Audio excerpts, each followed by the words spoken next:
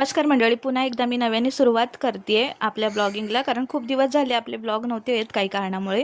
तर म्हटलं चला बाप्पाचं आगमन झालं तर बाप्पाच्या मोदकापासूनच सुरुवात करूया. तर मी आणि मामी इथे दोघी मिळून मोदक बनवतोय. तर मी 2 मोठे नारळ घेतले, त्याच्यामध्ये ना मी अर्धा किलो गूळ ॲड केले, वेलची पावडर आणि काही ड्रायफ्रूट टाकलेत बारीक करून. नंतर इथे पाणी गरम केलं आणि गरम पाण्यामध्ये ना मस्त असं तांदळाचं पीठ मळून घेतलं. नंतर आता एवढे सारे मोदक होते तर म्हटलं हाताने पाकळ्या करायला खूप वेळ जाईल, म्हणून मी आयडिया काढली आणि इथे मी चमचा घेतलाय आणि चमच्याने सगळ्यांना अशा मस्त अशा पाकळ्या काढल्यात. फारच छान पाकळ्या आल्यात, बघू शकता तुम्ही इथे पुरट अशी बघा मस्त पाकळ्या झाल्यात. आणि सगळे मोदक फटाफट म्हणजे एकदम इझी झालं, त्यांनी पटकन असं काम झालं आणि पटकन मोदक आपले झाले.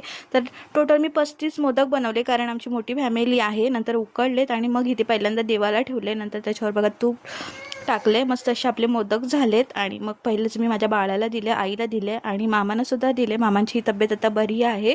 चला तर माझा नवीन चॅनल आहे, माझ्या चॅनलला लाईक करा, शेअर करा.